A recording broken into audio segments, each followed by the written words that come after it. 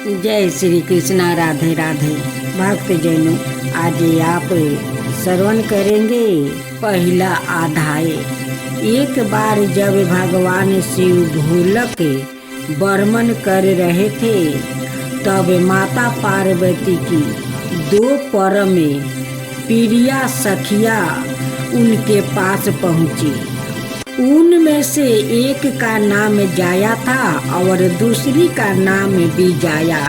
पार्वती ने अपनी सखियों का हार्दिक अभिनंदन किया और कुशलता पूछने के बाद उनके आने का कारण पूछी। कहो सखिया, कैसे आना हुआ? पार्वती बोली, लेकिन मुझे भी तो पता चले कि आखिर तुम्हारी समस्या क्या है। विजया बोली, समस्या यह है कि हम सवाए को असुरक्षित महसूस कर रही है। विजया की बात सुनकर पार्वती आश्चर्य से बोली, असुरक्षित? और वह भी यहाँ कैलाश में? भगवान शंकर के इतने गणों के होते हुए भी तुम्हें सवाए को असुरक्षित समझने का विचार कैसे पैदा हो गया सखी? जाया बोली, लेकिन वो सब तो भगवान शिव के गण अनुचर है। हम चाहती हूँ कि हमारा भी कोई ऐसा गण हो जो सिर्फ हमारे ही आदेश का पालन करे। पार्वती बोली, कहती तो तुम ठीक हो। मैंने भी कई बार इस विषय में सोचा है। अब की बार जब भगवान शंकर कैलाश लौटेंगे तो उनसे इस बारे में विचार परामर्श करूंगी। उस दिन के बाद बात आ गई, लेकिन फिर एक बार एक ऐसी घटना उपस्थित हो गई जिसके कारण पार्वती जाया विजया की समस्या पर गंभीर पूर्वक सोचने को बेबस हो गई। यूं कि एक दिन माता पार्वती स्नान करने और स्नान सागर जाने लगी तो उन्होंने पहरे पर नियुक्त नंदी से कहा, देखो नंदी, मैं स्नान करने जा रही हूँ, किसी को भी अंदर मत आने देना। नंदी बोला, आप निश्चित होकर स्नान करें माता, मैं किसी को भी अंदर नहीं आने दूंगा। कुछ समय उपरांत भगवान शंकर वहाँ पधारे। उन्हें देखकर नंदी सोचने लगा, भगवान शंकर मेरे स्वामी है, माता पार्वती के पति है। अगर इन्हें अंदर जाने से रोकता हूँ तो स्वामी मुझ पर क्रोधित हो जाएंगे। अंदर माता पार्वती स्नान कर रही है। अगर स्वामी वहाँ पहुँच गया तो माता क्रोधित होगी। समझ में नहीं आता कि क्या करूं। नंदी यह सोच ही रहा था कि त्रिशूलधारी भगवान शंकर अंदर चले गए। अंदर माता पार्वती स्नान कर रही थी। उन्होंने असमय में अपने पति को आते देखी तो नारी सुलभ लाज से उससे कूद गई। उन्होंने सवाए को बहुत लज्जित सा महसूस किया और उसी समय दृढ़ निश्चय कर लिया कि वो अपने लिए कोई गण निर्मित करेगी। वह सोचने लगी, जाया विजया ठीक ही कह रही है, मुझे ऐसे अनुचर की आवश्यकता है जो सिर्फ मेरा ही आदेश माने, मेरे अलावा किसी और के आदेश की राति भर परवाह ना करे। अगले ही दिन माता पार्वती ने अपने शरीर के मैल से एक सुंदर बालक का वो निर्माण किया और अपनी शक्ति से उसमें प्राण डाल दी। उन्होंने बालक के हाथों में एक छड़ी पकड़ाकर आदेश दिया, आज से तुम मेरे पुत्र हो। आज के बाद तुम्हें सिर्फ मेरे ही आदेश का पालन करना है, समझे पुत्रा। बालक गणेश ने सिर झुकाकर कहा, ऐसा ही होगा माँ। आज के बाद मैं सिर्फ आपके आदेश के प्रति ही उत्तरदायी बनूंगा। पार्वती बोली, तुम द्वार पर खड़े हो जाओ, मैं स्नान करने जा रही हूँ। जब तक मैं ना कर लूँ किसी को भी अंदर मत आने देना। आदेश पाकर बालक गणेश द्वार पर जाकर खड़ा हुआ। उसने अपने हाथों में माता पार्वती द्वारा दी गई छड़ी पकड़ी हुई थी। तभी शिव वहां आ पहुँचे और अंदर जाने लगे। यह देखकर बालक गणेश शिव के सामने छड़ी तान कर बोले, ठहरिए, आप अंदर नहीं जा सकते। बालक की बात सुनकर भगवान शिव को बड़ा आश्चर्य हुआ। आश्चर्य की बात भी थी, क्योंकि एक छोटा सा बालक उनके दरवाजे पर खड़ा होकर उन्हीं को अंदर जाने से रोक रहा था। उन्होंने गुस्से में कहा, तुम कौन हो बालक, जो मेरे ही घर के बाहर खड़े होकर मुझको ही अंदर ना जाने दे रहे हो। बालक गणेश बोला, मैं माँ पार्वती का पुत्र हूँ और उन्हीं के आदेश पर यहाँ खड़ा हूँ। यह सुनकर भगवान शिव मुस्कुरा कर बोले, आहो, तो तुम पार्वती के पुत्र हो। सुनो बालक, यह घर मेरा है, मैं इस घर का स्वामी हूँ और तुम्हारी माँ पार्वती का पति हूँ। शिव की बात सुनकर बालक गणेश बोला, आपका नाम क्या है? मेरा नाम शिव है। आपका नाम कुछ भी हो, जब तक माता पार्वती आपको अंदर आने की इजाज़त नहीं देगी, मैं आपको अंदर नहीं जाने दूंगा। आप नहीं जानते, माँ इस समय स्नान कर रही है, लेकिन मैं उसका पति हूँ। बालक, उसका आदेश मुझ पर लागू नहीं होता। कर्तव्यपरायणता अच्छी चीज है, लेकिन वो हर समय हर किसी पर लागू नहीं होती। मुझे अब रास्ता छोड़ो, मुझे देर हो रही है। आप कोई भी क्यों ना हो, मैं आपको अंदर नहीं जाने दूंगा। माता पार्वती का ऐसा ही आदेश है। बालक गणेश की बात सुनकर शिव को गुस्सा आ गया। उन्होंने अपने दो गणों को, जिनको नाम नंदी और बिरगु थे, अपने पास बुलाकर आदेश दिया, इस दुष्ट बालक को द्वार से हटाकर मार्ग साफ कर दो। ना जाने कहाँ से यह आकर दरवाजे पर जम गया है, मार्ग को रोक रखा है। कहता है कि यह पार्वती का पुत्र है।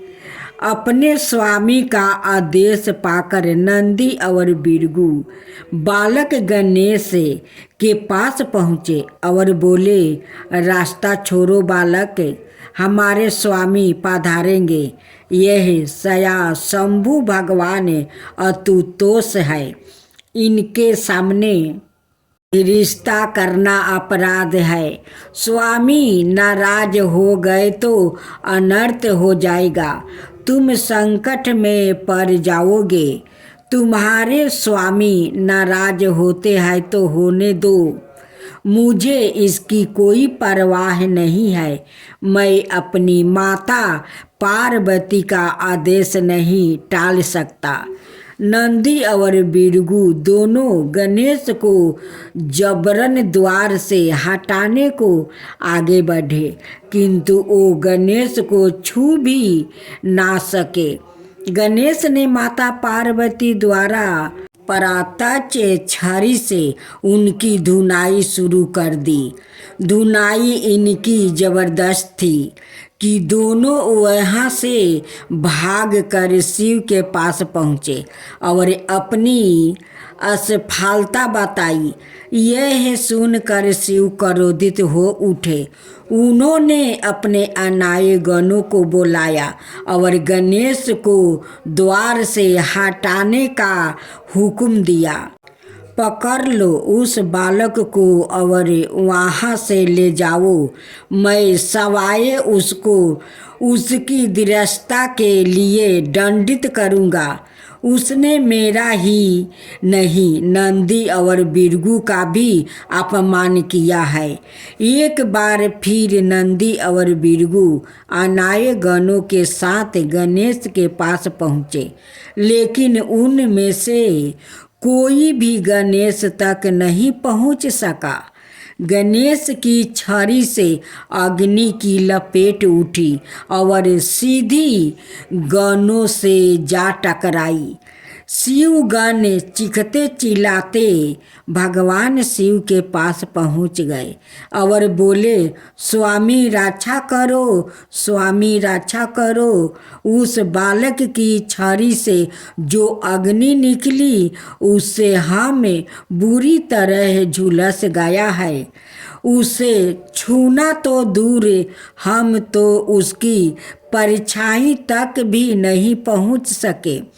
शिव ने गणों की ओर देखते हुए घृणा से मुख बनाकर कहा, धिक्कार है तुम सब पर, एक ऐसे बालक को जिसके हाथ में हथियार के नाम पर सिर्फ एक छड़ी है, तुम लोग काबू में नहीं कर सके। अनन फनन में ही यह समाचार चारों दिशाओं में फैल गया।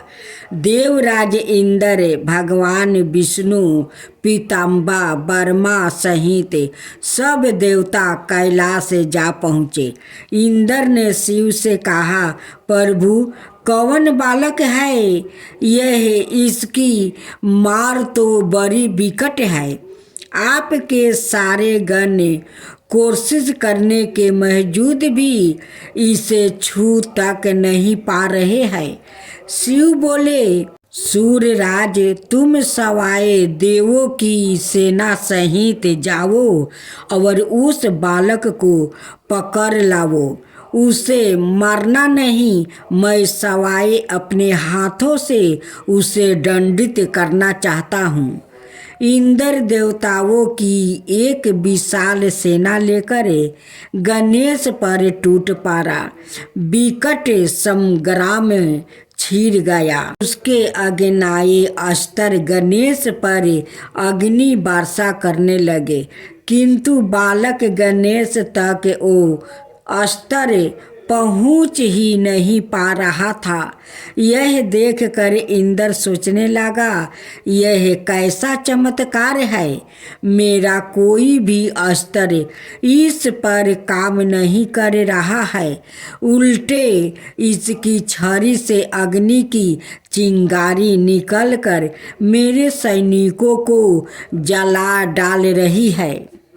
इधर माता पार्वती अपनी सखियों के साथ स्नान सागर से निकल आई। बाहर उन्होंने जो दृष्टि देखी उसे देखकर वह आश्चर्यचकित होकर बोली, अरे यह क्या? यहाँ तो विकट संग्राम में छिरा हुआ है। सभी देव सेना भगवान शिव के गण एक छोटे से बालक पर टूट पड़ रहे हैं। यह तो सरासर अनर्थ है। मैं यह अनर्थ कभी नहीं होने दूंगी। मैं अपने बच्चे गणेश का बाल भी पाका नहीं होने दूंगी। यह कहकर पार्वती ने अपने हाथ के संकेत से गणेश में अपनी शक्ति भर दी। शक्ति पाकर गणेश और भी शक्तिशाली हो उठे। उन्होंने दुगुनों जोश में देवों और शिव गणों का विनाश करना आरंभ कर दिया। सब और हाहाकार मच गया। शिव गण और देवता मैदान छोड़कर भाग निकले। इंद्र भागा भागा भगवान शिव के पास पहुंचा और हाथ जोड़कर बोला, प्रभु आप ही संभालिए उस बालक को। वह कोई समनाए बालक नहीं है। मेरी सारी सेना पर उसने ऐसी भयंकर अग्नि वर्षा की है कि सेना का मनोबल टूट गया है। मैं सवाए मुश्किल से अपनी जान बचाकर यहाँ तक पहुँचा हूँ। भगवान शिव ने बेवास्तापूर्ण नेत्रों से विष्णु की ओर देखा। विष्णु उनका आशाएं समझ गया। अर्थ बोले, आप चिंतित ना हो आशुतोष, मैं भी उस बालक को दंडित करता हूँ। यह कहकर भगवान विष्णु गरुड़ पर बैठकर गणेश के सम्मुख जा पहुँचे और उन्होंने गणेश को समझाने की कोशिश की, किंतु गणेश तो उस समय रुद्रा रूप धारण किया हुआ था। उन्होंने विष्णु की एक न सुनी और उन पर आक्रमण कर दिया। चारों ओर अग्नि वर्षा होने लगी। भयंकर अग्नि वर्षा से गरुड़ राज घबरा गया। उन्होंने भगवान विष्णु से प्रार्थना की, प्रभु यदि कुछ देर और युद्ध में रहा तो मैं जल जाऊंगा, इसलिए आज्ञा दे तो मैं युद्ध भूमि से आपको लेकर निकल चलूं। गरुड़ की बात सुनकर विष्णु बोले, तुम ठीक कहते हो गरुड़, इस वक्त रणभूमि में रोकना बुद्धिमानी नहीं है, निकल चलो। भगवान शंकर सवाए उससे निपट लेंगे। विष्णु पराजित होकर शिव के पास पहुँचे। उन्होंने शिव से कहा, उस बालक को सीधे युद्ध में हराना संभव है। वह तो साक्षात काल बना हुआ है, उसे छल से ही मारा जा सकता है। शिव बोले, तो फिर आप मुझे क्या करने की सलाह देते हैं? विष्णु बोले, मैं उसे अपनी माया से मोहित करता हूँ, फिर जैसे ही आपको अवसर मिले उसका वध कर दीजिएगा। विष्णु के विचारों से अवगत होते ही माँ पार्वती की दोनों शक्तियों ने गणेश को अपना बल प्रदान कर दिया और सवाए अंतर्ध्यान हो गई। भगवान विष्णु ने गणेश पर अपनी माया फैलानी आरंभ कर दिया। भगवान शिव अपना तीक्ष्ण त्रिशूल उठाया, गणेश की ओर झपट कर बोले, ठहर दुष्ट बालक, अब मैं तुझे माफ नहीं कर सकता। अब तुझे इस त्रिशूल का स्वाद चखाना ही होगा। शिव को अपनी ओर झपटते देखकर गणेश ने माँ पार्वती को याद किया और माँ पार्वती द्वारा दी गई शक्ति शिव के त्रिशूल पर दे मारी। शिव के हाथ से त्रिशूल छूटकर भूमि पर जा गिरा। यह देखे शिव घबरा गया। वो सोचने लगे, आहो, इसने तो मेरा त्रिशूल भी बेकार कर दिया। खैर, कब तक बाँचेगा? मैं अभी बाणों द्वारा इसे यमदूत दिखा देता हूँ। यह सोचकर शिव ने अपने धनुष पर 5 बाण चढ़ाए और गणेश की ओर छोड़ दिया। गणेश ने परिधि शक्ति से 5 बाण एक साथ काट डाले। साथ ही उन्होंने परिधि शक्ति को विष्णु की ओर झोंक दिया, जो अब शिव की सहायता के लिए उनके निकट पहुंच चुके थे।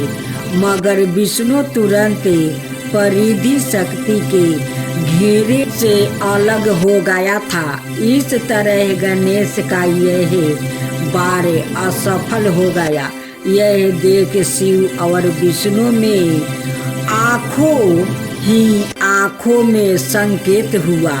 शिव संकेत समझकर उत्तर दिशा की ओर बढ़ गया। विष्णु गणेश को युद्ध में उलझाते रहे। विष्णु जितने भी बार गणेश पर कर रहे थे, गणेश उन सभी को बेफल कर रहे थे। इससे उनका ध्यान अपनी रक्षा की ओर भटक गया था। तभी उत्तर दिशा से भगवान शिव ने त्रिशूल ताक कर गणेश की ओर फेंका।